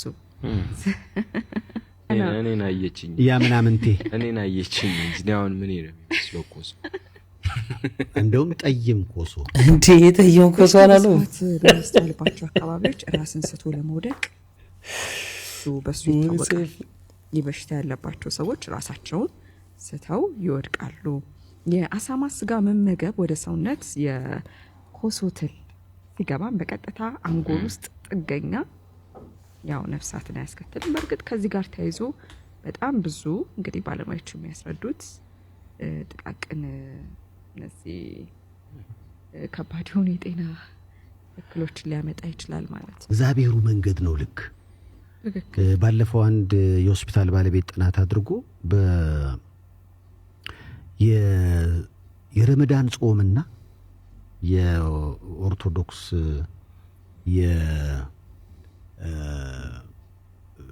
ፋሲካው ጾም የአብይ ጾም በሱ ወቅት ላይ የታማሚዎች ቁጥር ይቀንሳል።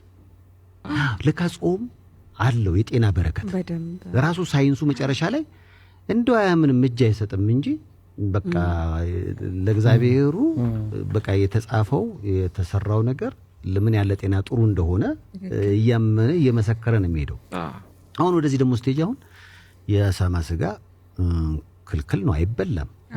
ቀድም እያልኩ አልነበረ የሃይማኖት አባቶች ይከለክላሉና በዚህ በኩል ደግሞ መጣና የሚጥል በሽታ የአንጎል ኢንፌክሽን ቢያንስ አስባችሁታል? አንጎላችን ውስጥ ቢያንስ 38 ጥገኛ ህዋሳትን ሊፈጠር የሚችልበት እድል ነው። በጣም ይሄን ነገር ከዚህ በፊት ማውቃለሁ። 38 መሆኑን አላውቅም አይነት በሽታ እንደሚያመጣ ግን የአሳማ ስጋ ኮሶ ወዲያው ወደ ጭንቅላት እንደሚያና ከባድ ችግር እንደሚያመጣ ይታወቃል። በጣም አደገኛ ነገር ነው። ይበሉታል። ሁሉም እዚህ አሁን ይበሉታል ሲባል ሁሉም ማይበሉም አሉ፣ ነጮቹም ራሱ። እንደገና ደግሞ የሚወስዱት አንዳንድ ትሪትመንቶች አሉ። በዚህ በህመሙ ብቻ ሳይሆን ራሱ በቆዳ ላይ እድሜ ገፋ ሲል ቆዳን ይሄ ዶት የሚያደርገው እንዲፈረፈር የሚያደርግ ምናምን ነገር ሁሉ ያመጣል። ብዙ ነገሮች አሉትና ለጊዜው ግን ጣዕም ሊኖረው ይችላል። በብዙ ነገር ውስጡ ብዙ ጠቃሚም ነገር ሊኖረው ይችላል። በዛው ልክ ግን በጣም አደገኛ ነው። እኛ ከላይ ስለተከለከልን ተገላግለናል። አንድ ጊዜ ጓደኛ መንግስቱ ኃይለማርያም ሚስታቸው ጉባንቺ ወለዱ። አንቱን ነው ያላቸው ጉባንቺ ናቸው ወለዱ። ከዛ ሲወልዱ ሶስተኛ ልጃቸው ነው። ሲወልዱ ተሰብስበን ሄድን ገንፎ ልንበላ። በነገራችን ላይ የኛ አባቶች የጓደኛ መንግስቱ ኃይለማርያም ጠባቂዎች፣ ዘበኞች፣ ሹፌሮች ምናምን ናቸው። የቤተ መንግስት ቀርብ አይደለም። አራት ክፍለ ጦር ነው የሚኖሩት እኮ ጓደኛ መንግስቱ ኃይለማርያም መጀመሪያ ላይ ስልጣን ሲይዙ ኢትዮጵያ ፕሬዝዳንት ሊሆኑ ከሶስት ነበሩ። ጀነራል አጥናፉ አባተ እንደዛ ሶስቱ ነበሩ እና የጋሽ አጥናፉ አባተና የጀነራል ማነው የኮሎኔል መንግስቱ ኃይለማርያም ቤት ጎን ለጎን ነው። አንድ አይነት ነው። የኛ አንድ እንደዚህ እና ኑ ገንፎ ብሎናም ተብሎ አይደል እንዴ ደስ ይላል መሰለ አይገርም እንግዲህ አስብ የጀነራል ልጆች አሉ ልዩነት የለም ስላልከኝ ነው የማዕረግ ምናምን ልዩነት የለም የዘር ልዩነት የለም ምን ማሮ ፈልገዳኖስ ነው የጀነራሉ ከጓደ መንግስቱ ኃይለማርያም ዝቅ ብሎ ኢሚዲየት ዝቅ ያሉ ሰውዬና እኔ የሳቸው ልጅና እኔ አንድ ክፍል አብረን ነው የምንማረው የተሰዳደበ ምን ያለን ነው የምንማረው የዛን ጊዜ እንደዚህ አይነት ነገር የለም እና ገንፎልን በላይድ እሺ ወሎ ከዛ እሁድ ቀን ነው እና እሁድ ቀን ላይ እንደዚህ ቀርቦልን ጣውላ ነው መሬቱ የቡኒ ጣውላ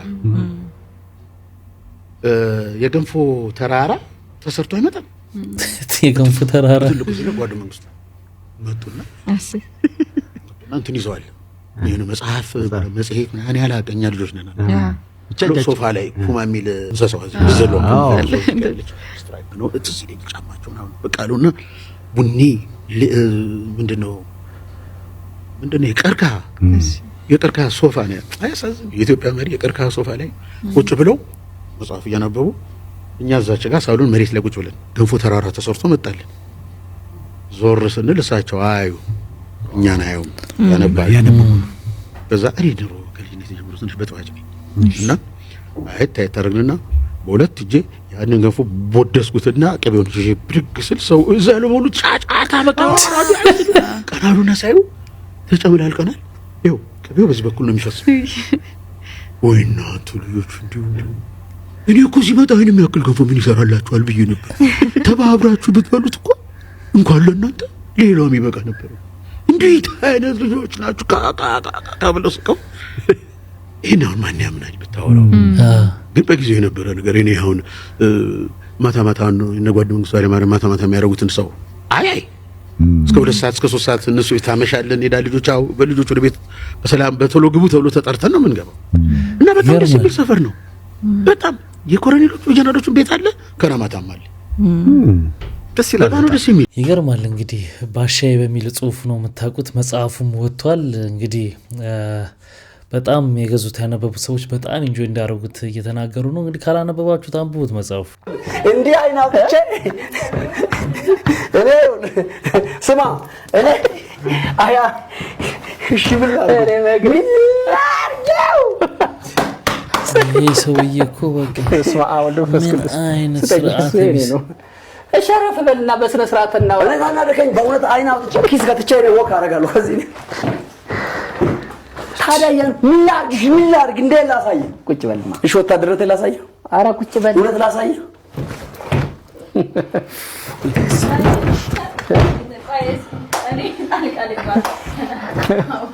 ኢንተርቪው ላይ እንዴት ላሳየው ምንድነው አንቺ ምን ላድርግ ቁጭ በል እየረበሸኝ ያለው እሺ እኔ እንትን ያልኩኝ ተክሌ ምንድነው ሐሳብ ይሄንን ተው አንተ ይሄንን እዚህ አስቀምጥ አረ ተክሌ ተው ክራንቹን ያውጣብኛል እኮ የምታወሩት ሐሳብ የላችሁ አልቋል ሐሳባችሁ መቼ ስለሌላ ነገር ነው የሚያወራው ስለዚህ ተክለ ሃይማኖትም አንተም ዝም በል አንተ ምን እንደሆነ ስላለባበሴ ላይ ለምን ጊዜ ተወስዳለህ ማይንድን ኤክስፕሎት አድርግ this is fertile mind this is ያ አሁን አየሁ እኔ አሁን እሱ የአልበርት አንስታይን እና የኤለን ማስክ ጭንቅላት እዚህ ጋር አለ ነው ምን አሁን እኔ አንተ ስለ ልብሱ ምንም አይመለከትም ስለ ሐሳቡ አይመለከተውም ለምን ይመለከተዋል በቃ ቁጭ በል ወታደር አይደለም እሺ ፕራክቲካሊ እንዲህ ያሳየው በእውነት ላሳይ እንዴት ላድርግ ና ቁጭ በል ምንም ችግር የለውም ማንንም ማሳየት አይጠበቅም ስናደር ተኩሼ ባህሩን ማጀት አለብኝ ይሄ ልሰብረው ነው ኧረ በእናትህ እንዴት ይብረድልኝ እሺ ቁጭ በል እኮ እንዴ እንዲበርድልህ እኮ ነው ጉድ ነው ዛሬ በቃ ቁጭ እኛ ከእናንተ ብዙ እንጠብቃለን ሁለታችሁ የኢትዮጵያ ህዝብ ሚዲያውም የግረኛ ተመልካቾች እኔ ክራንች አንስቶ እኮ ሊመታኝ ነው እኮ በጭራሽ ይሄ ክራንች እሱ መራመድ እንጂ ዱላ ጥይት እንዲህ ብትተኮስ እንዲህ እና ቀለዋን እንዲቀልባታለሁ አየር ላይ እርሳሷን እሺ እየሰማኝ እሺ ኧረ ቆይ እግረኛው እየሰማኝ እዛ እንዲህ ብትተኮስ እንዲህ ብዬ እንዲቀልባታለሁ አየር ላይ ከዛ ጥይቷን እንዲሁ መልሼ ወደ አንተ ጣል አድርግልህ እሺ አሁን አንዴ ቆይ አቁሙ ታይም አውት ስለዚህ እንትን ልበል እንነጋገር በቃ በጣም ተሐሳብ ነው አይንካኝ ጭንቅላቴን ኤክስፕሎት አድርግ ቻሌንጅ በእውቀት ላይ ከዚህ በኋላ አትነሳም እርግጠኛ ነኝ አልነሳም ይሁን ብርሃን በጨለማ ያበራል ጨለማው ማላሸነፈው ወላ ወጣ ኢንተርቪውን እንድትቀጥ ገልጻለሁ እኔ አልነሳ ከዚህ በኋላ ካልተነሳ እኔ በጥያቄዎች እዛው ቦታ ሆነህ እየተደማመጥን ማውራት ደስ ይለኛል እሺ ብዙ ሰዎች እግረኛው ለምን ይሄን እንደዚህ ሲሆንስ እንዴት ያቀርበዋል ምናምን ብሎ ጽሁፍም ጽፈው አይቻለሁ፣ ሲናገሩም ሰምቻለሁ። ለኔ ደግሞ ጥሩ ነው ባይነኝ። ለምን ካላችሁኝ አንድ ሰው ይሄን ሰውዬ በተለያዩ የፖለቲካ መድረኮች ላይ በደንብ ስርዓት ሱፍ አድርጎ በስነ ስርዓት ክርክር ሲያደርግ አይተነው እናውቃለን። በስነ ስርዓት በቃ አጀንዳ ይዞ ምናምን እንደዚህ ሆኖ እንደዚህ ያው ሐሳቡ የተለየ ቢሆንም ሲከራከር አይተነው እናውቃለን። አሁን ስናየው ምን አይነት ሰው እንደሆነ በደንብ አወቅ ነው ማለት ነው። እዛ ጋር ተሸፍኖበትና የነበረው ባህሪ እዚህ ጋር ተገለጸ ማለት ነው። አንዳንድ ነገሮች እንዲ ተጋልጠው መታየታቸው ጥሩ ነው ባይ ነኝ። በቃ ያለን ግምት በቃ ለዚህ ሰውዬ ነው ያው በፊትም ያን አልኖር ማለት ይዘው በቃ ጨረስኩ ማለት ነው። እና ዘፋኛው አስቴር አወቀን ረመዳ ሆቴል አገኘዋት። ከወዳ ስመጣ መጸዳጃ ደርሳ ስመጣ አየዋት። እሷ ነች እሷ አይደለችም ብዬ አየዋት። እንትን ጂንስ ነገር ለብሳለች። ሸራተን ልዘፍን የመጣችው መዘዝ አለፈችኝና ሄዳ ከሆኑ ሴቶች ጋር ተቀመጠች። የ8 ዓመት ልጅ አብሮ ነበር። እጁን ያስከድኩና አስቴር አወቀ ነሽ ወይ አልኳት። ማን ይደፍራል ከኔ ውጪ? ሳታገኝ ነው የመጣው አለችኝ። አይ እየተጠራጠርኩ ነው። አዎ ነኝ አለችኝ። ከዛ ወሬ ጀመር። ልጅ በጣም ያምራል አለችኝ። መጨረሻ ምን እንዳት አንተ ማር ጣፋጭ ነህ አለችኝ። ተሰማኝ። እንደዛ ነው በአስቴር በአይኔ ነው የመጣው። ጠረፍ ይሄ ብቻ አይደለም። አንዳው አራይ ጓደኛዬ ነው አስቴር ፖለቲከኛ አንዳው ኮሙኒኬሽን ስኪል ነው ማለት አንተው አስቴር አወቀን ብታገኛት ጣፋጭ ነህ እንኳን ልትልቅርና ሄደ ሰላም አትላት። ባለፈው ጌታቸው ረዳ አንተ አይደለ ጌታቸው ረዳ እዛ ጋር አልከኝ ላጋልጥ ነው አንተ አሳየኝ። እኔ ግን እጄ ከጌታቸው ጋር ተሳስቄ ፖለቲካ አውጥቼ እኔ ብቻ አይደለም ያንን ጓደኛዬ ልኬ ብር እንዲቀበል አድርጌ ያራራሊ ስለሆነ ጌታቸው ማለት ነው። እንደዛ ስለሆነ አይደል ኮሙኒኬሽን ስኪል ሃይ ነው ይውል። እዚህም ጋር ደግሞ ማወቅ ያለባችሁ ነገር ከዚህ በፊት ብዙ ቦታ ላይ ይገናኛሉ ማለት ነው፣ ይተዋወቃሉ ማለት ነው። አንተን ያሳየኝ እያለው ነው ጌታቸውንም ከተክሌ ጋርና ስለዛም ይሆናል እንግዲህ የሱን ቦታ እንደዚህ ንቀት በጣም ነፃነት ተሰምቶት እንደዚህ የሚሆነው ባያቀው እንደዚህ ያረጋል ብዬ አላስብም። የሚያሳየኝ ፍቅር እንዲህ ነው ብዬ የምገልጸው አይደለም። ዳኒ ሴት ልጅ በጣም ይወዳል፣ ያከብራል፣ ይንከባከባል። እኔ ግራ የሚገባኝ ዳኒ ለምንድን ነው ማታገባው? እንደዚህ ሆነ ያንተ ሚስት እኮ ታድላ እንዴት ይሁን የምታረጋት ነው ዝም እንዴ ሶሪ ምናምን ብሎ አድበስብሶ ያልፋል ሁልጊዜ። እስካሁን ድረስ እኛ ህይወታችንን ዲፋይን አድርገን አልጨረስንም። ምን እንደምንፈልግ፣ ምን እንደማንፈልግ፣ ምን እንደሚያስደስተን፣ ምን እንደሚያስከፋን እሱ እኔ ገና ሳቀው ህይወቱን እንዲጥርት አድርጎ የሚያቅሰው ነው። በጣም እሱ ነገሩ ያስገርመኛል። እንደሚፈልገው ኖሮ አልፎ በቃ የሚፈልገው ይሄንን ነው። ምናልባት በህይወት ያልፈለገው ነገር ይሄ ቀብር ሊሆን ይችላል። እንዲህ መቀበር፣ እንዲህ መታጀብ፣ እንዲህ ስለሱ መነጋገር አይፈልግም። እንደዚህም እንደተባለ እንዲያልፍ ነው ይፈልግ። ከሰው ጋር ስትገናኙ የመጨረሻ መሆኑን አለማወቅ እንዴት ይጎዳል።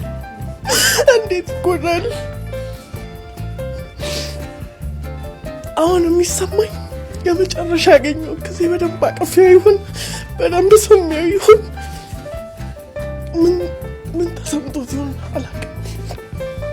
አላቅም። ዳኒ ሁሌም እወደዋለሁ፣ አከብረዋለሁ፣ እወዳለሁ ብዬው ማቅሞኑን አላቅም፣ ግን ዳኒ እወዳለሁ። አስራት ሲኑ አንድ ያለ ሊመክረን ነው፣ ሌላ አይደለም፣ አስተያየት አይደለም። ጸጉራችን ዛሬ እንደውም ጸጉሬን አስተካክዬ ነው የመጣሁት። እንደዚህ ሻሽ ሳላረግ ኮፍያ ሳላረግ ቆንጆ ነው። ጸጉራችን አድጓል ምናምን ሊመክረን ነው። ሐሽሽ ምናምን ታጨሳላችሁ ምናምን ትቅማላችሁ ምናምን ብሎ እኛ ደግሞ አንቅም እና አስራት ደግሞ ቆንጆ እንግሊዘኛ ነው የሚያወራው። አስበው ሰለሞን ቦጋለ ከየት ያመጣል እንግሊዘኛ? ዛሬ አሜሪካ፣ እንግሊዝ ምናምን ለንደን ምናምን ደርሶ የመጣውን ሰለሞን አታስበው። ዛሬ በእጅም በምልክትም ዌር ሂዝ ምናምን እያለ ያወራል።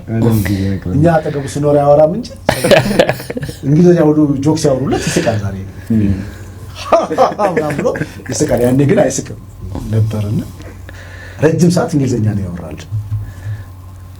ወንድም እንዴት እንትያይ ሳቃችን እየመጣ ነው። እንዲገባን ፈልገናል። የአስራት እንግሊዘኛ በጣም ነው የሚያምረው ነው ማለት እሱም ነው አንድም ደግሞ እንግሊዘኛው ባያምርም ግን እንግሊዘኛ ብዙ የሚገባን ሰዓት አልነበረም። አሁን ይገባል ብለህ ነው አሁንስ ብለህ እዛ በዚህ መሀል ጌታችን እያበጠ እየሳቀን ከተያየን አለቀ። ከሰለሞን ጋር ፍኜ ገንዘብ አልጠያየቅ ከሰው ጋር አለ እንትን ምንድነው ሂሳብ አልነጋገር ለምን በቃ ከተያየን አንችልም። በቃ ስቃላችሁ ሳቄ ያመልጠኛል። በጣም ነው በጣም ይኸውልህ እንደ ሰለሞን ሰው ሲያለቅስ ነው የሚያየው። እኔ ግርም ነው የሚለህ እንደ ሰለሞን እኮ የሚያስቅ ሰው የለም። የቡድኑ እኮ ዋናው ኮሜዲያን እኮ ሰለሞን ታምነኛለህ? የሚታወቀው ግን በማልቀሱ ነው። ይሄ ስሜታዊ የሚሆኑ ጥያቄዎች ሲጠየቅና ቦታው የሚጠየቀው ድንገት ሕክምና ውስጥ ምናምን ገባ እሱ ደግሞ እንዴት እንደሚረብሸኝ እንዴት እንደሚያናደኝ እኔ እሱ ሆስፒታል አንዴ እንደምንም ተገላግሎ ወንድማችን ጓደኛችንን ተጫዋቹ ልጄን ባገኘሁት የሆነ ሰው ታሞ ገብቷል በህይወት እንደዚህ የሆነ የሚያየው ነገር ደግሞ እንትን ነው ያበጠ እንትን ያለ ደም ዘግናኝ ነገር የምትለውን ነገር አይቶ ነው የሚመጣው። ሰው ታሞ ነው የሚመጣው። እነሱን እያስታወሰ ነው። ሰዎች ደግሞ መተው የሆነ ነገር ሊያደርጉት ሲል 10 ብር ከዚህ ውስጥ አውጥተው ለመታከሚያ ለልጁ ምን ያሉ ነው የሰጡት ሆስፒታሉን ለመስራት። ፖለቲካው ከእንደገና ይሄ ምንድነው የሚባለው ይሄ ቢሮክራሲው አላሰራ ብሎታል። ስቃይ ውስጥ ነው። እኔ ማቀው ሲያገኙኝ ጓደኞች የሚያደርጉኝ ሰዎች ሲያገኙኝ በስራ ቦታ በመንገድ ሲያገኙኝ እንወድሃለን እናደንቅሃለን ሲሉኝ እኔ ደግሞ ቴንኪው አመሰግናለሁ እያልኩኝ ቀለል ባለ ሁኔታ ነው መልስ መስጠት የነበረውና በችርቻሮ ነው የለመድኩት። በችርቻሮ ነው የለመድኩት። እንደዚህ በጅምላ እናንተ የሰጣችሁኝን አይነት ነገር ገጥሞኝ አያውቅም። ጉድ ሰራችሁኝ ብል ነው የሚቀለው። ምክንያቱም ቃላት ስፈልግ ይሄ ሁሉ ጊዜ ቆየሁኝ። ከዚህ በፊት የሰማኋቸው አባባሎች አሉ። አንድ ሰው የሆነ መልካም ነገር ድንገት ሲደረግ ከአቅሙ በላይ ሲሆንበት ጉድ ሰራኸኝ፣ ጉድ ሰራሽኝ ሲል ነው የማውቀውና የተሻለ ቃል ሆኖ ያገኘሁት እሱን ነው። እናንተ ሰሞኑን ያደረጋችሁልኝ ነገር የተሻለ ቃል እሱ ነው። በቃ ጉድ ሰራችሁኝ። I don't know ምን እንደምል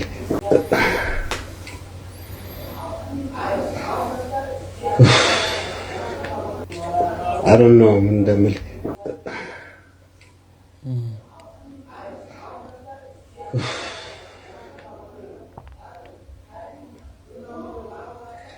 የሰጣችሁኝ ፍቅር እንዲህ በቀላሉ አላየውም። የሰጣችሁኝ ነገር ሁሉ በሁሉ ያስደረጋችሁኝ አስተዋጽኦ በሙሉ ግን እናንተ ቆይ እንዴት ስራዬን እንድቀይር ነው እንደምትፈልጉት? ይሄ ሁሉ ላይክ፣ ይሄ ሁሉ ፎሎው፣ ይሄ ሁሉ ጌመር ልሆንላችሁ ኤቭሪቲንግ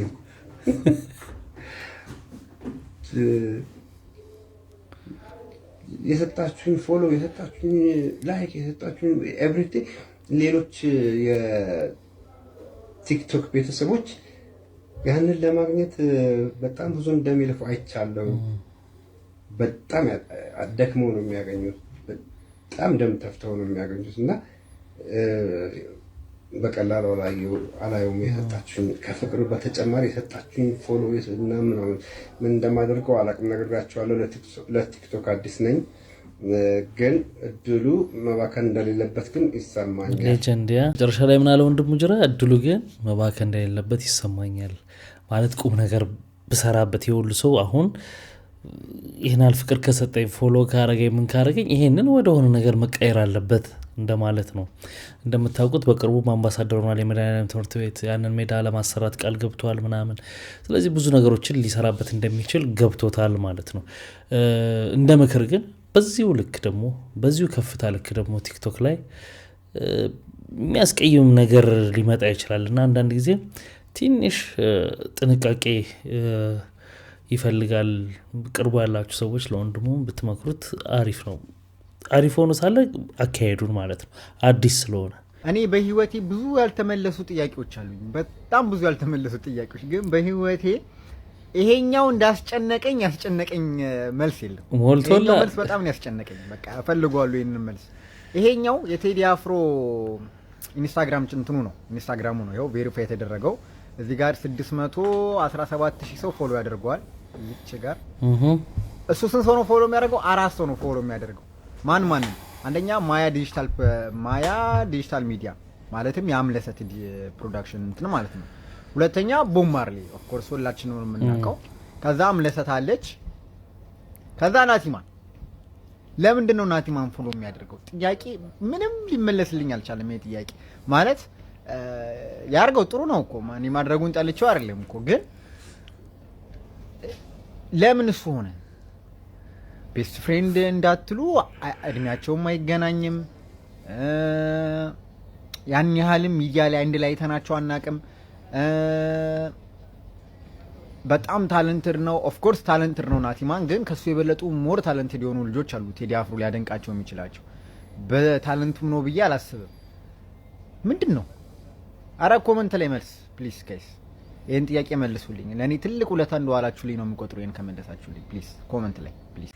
እናንተ ለምንድን ነው መብቱ ነው፣ መብቱ ስለሆነ ነው። በቃ ፈለጋ አረገው ነው በቃ። ሌላ ምንም ትንታኔ ውስጥ መግባት አያስፈልግም። አንተም ሞልቶልሃል ማለት ሀሳቡ ማንሳት አሪፍ ሆኖ ሳለ እንደዚህ ግን ጥያቄ አስጨነቀኝ የለም ብለን እንዲያልክ አስጨነቀህ። ሌላው ነገር በጣም ሴቭ ነው፣ ሞልቶልሃል ማለት ነው። ስለዚህ አንተ መጨነቅህን ቀጥል። እኔ ግን እንደመልስ መብቱ ስለሆነ ነው። በቴዲ አፍሮ ማናጀር ላይ በኦንላይን የሚደረገው ነገር ትክክል እንዳልሆነ አረጋግጫለሁ። ድርጊቱ ጥያቄ ላጫረባቸው ሰዎች እስከ መጨረሻው ድረስ ተከታተሉት። ከሰሞኑ የቴዲ አፍሮ ማናጀር ለወራት ከቆየችበት እስር ቤት በዋስ መለቀቋ ይታወቃል። የተለቀችውም በ1.5 ሚሊዮን ብር ዋስትና ነው። ይህንን የዋስትና ገንዘብ ድምፃዊ ቴዲ አፍሮ እንደከፈለ ምንጮቻችን የገለጹ ሲሆን ሆኖም ግን በተለያዩ የማህበራዊ ሚዲያዎች ማለትም በኦንላይን ለመሐሌት ሰለሞን የዋስትና ገንዘብ በሚል የተለያዩ የገንዘብ ማሰባሰቦች የተደረጉና እየተለመኑ ይገኛሉ። ይሄ ትክክለኛ እንዳልሆነና እንደዚሁም ደግሞ እስካም እንደሆነ ከቤተሰብ ምንጮች አካባቢ የደረሰን መረጃ አመልክቷል። ማሳጅ ቤት ሄዳችሁ ኤክስትራ የምትሰሩ ባለሀብቶች ስፐርማችሁ ላይ ጠንቋዮች መተት እየሰረቧችሁ እንደሆነ ታውቃላችሁ። አንዲት ማሳጅ ቤት ኤክስትራ የምትሰራ ሴት በማሳጅ ቤት ጓዳ የሚደረገውን ነገር ስታወራ አብዛኞቹ ባለሀብቶች ወይም ትልልቅ ሰዎች መኪናቸውን ሩቅ ያቆሙና እኛ ጋር ይመጣሉ። ማሳጅና ኤክስትራ ከተሰራ በኋላ ስቅስቅ ብለው ያለቅሳሉ። ከዛ ቤት አይጠፉም። አእምሯቸው ታስሯል። ለምን እንደሆነ ታውቃለህ? ግብረ ስጋ ግንኙነት የሚፈጽሙት በኮንዶም ነውና ስፐርማቸው ኮንዶም ውስጥ ያለው ተቋጥሮ ለጠንቋይ ይሰጣል። እዛ ላይ ይደገማል። ሰዎቹ እግራቸው ወደዚህ ቤት ይመላለሳል። የሰይጣን አሰራሩ አይታወቁምና ሳትፈልጉ የምታደርጉት ነገር ውስጥ ጠርጥሩ። እነጋሼ ያሉ ከዚህ የሚያወጣችሁ እግዚአብሔር ብቻ ነው፣ ፈጣሪ ብቻ ነው። አዎ ተጠንቀቁ እንዳለው ነው። ይሄ የለም ብሎ የሚሉ ሰዎች ጋር አይደለም አለ። ይሄ የሰይጣን አሰራር ድግምት ምናምን አለ። እንዲህ አይነት ነገሮች እንደሚደረጉ እንሰማለን። ድሮማ ሰቅጣጭ ነገር እንሰማ ነበር። ወፍጮ ቤት ሲከፈት ምናምን ብቻ ይቀበራል ሰው ልጅ ምናምን አለ ብዙ ነገርና እሱ ነገር እንሰማለን ምናምን ድሮ እንደተረታራ እንዴት ይሆናል ምናምን ነበር የምንለው፣ ግን አለ። ስለዚህ ተጠንቀቁ። አንድ ቦታ ላይ ሳታውቁት ዝም ብሎ ሄድ ሙጭጭ የሚያደርግ ነገር ካለ በየሃይማኖታችን መጸለይ ምናምን ያለብን እንደሆነ አሁን ለንግድም ተብሎ የሚደረግ ነገር አለ፣ ለሌላም ነገር ተብሎ የሚደረግ ነገር አለ። ስለዚህ መጠንቀቅ ነው። እግዚአብሔር ደግሞ ከዚህ በተረፈ ይጠብቀን ነው። እንግዲህ ክቡራትና ክቡራን ለዛሬ ይዤላችሁ የመጣሁት ቪዲዮዎች እነዚህን ይመስሉ ነበር። በአንዳንዶቹ ተዝናንተናል፣ በአንዳንዶቹ ደግሞ ቁም ነገር ወስደናል። ስትገቡ ላይክ ያላርጋችሁ አሁን ላይክ አድርጋችሁት በሚቀጥለው ባሪፍ ቪዲዮ እንገናኛለን። መልካም ጊዜ። ባይ ባይ።